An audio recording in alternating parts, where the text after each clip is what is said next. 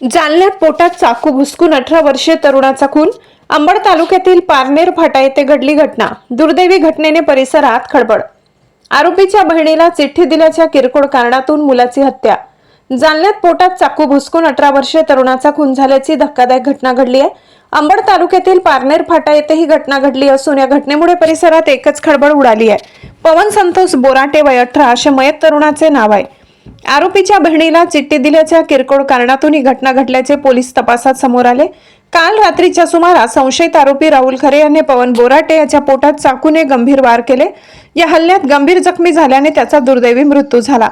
मिळालेल्या माहितीनुसार पवन याने राहुल खरेच्या बहिणीला काहीतरी चिठ्ठी दिली.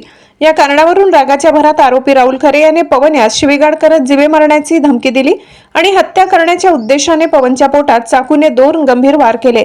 या प्रकरणी मयताचे वडील संतोष बोराटे वय 45 यांच्या तक्रारीवरून अंबड पोलीस ठाण्यात गुन्हा दाखल करण्यात आला असून पोलिसांनी पुढील तपास सुरू केलाय. तसेच आरोपीला ताब्यात घेतल्याची माहिती समोर येत आहे. दरम्यान या दुर्दैवी घटनेमुळे परिसरात हळहळ व्यक्त होत असून आरोपीला तात्काळ अटक करून त्याच्यावर कठोर कारवाई करण्यात यावी अशी मागणी मयताच्या नातेवाईकांनी केली आहे. माझं नाव आतिश राधाकिसन राडगावकर. हा माझा भासा होता. पारनेर इथे राहत होता. यांना 5 ते 6 जणांनी यांना ठार केलाय. चाकू पोटात टाकला, 2 वार केलेत.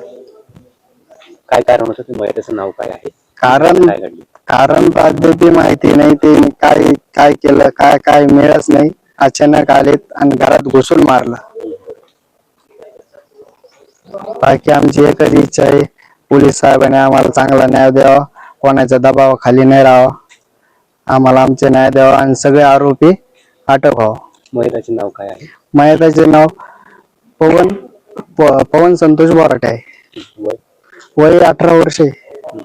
पारनेरचा राहणार आहे. नाही, लग्न नाही झालेलं.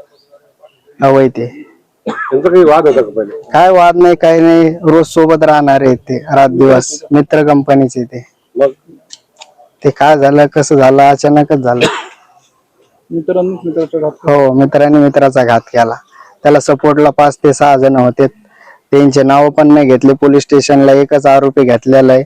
आमची तेवढीच विनंती आहे की सगळ्याचे नाव यावं आणि सगळ्याला अटक करावं. काय नाव तुमचं? माझं नाव आतिश राधाकिसन राडगावकर, राहणार अंबड.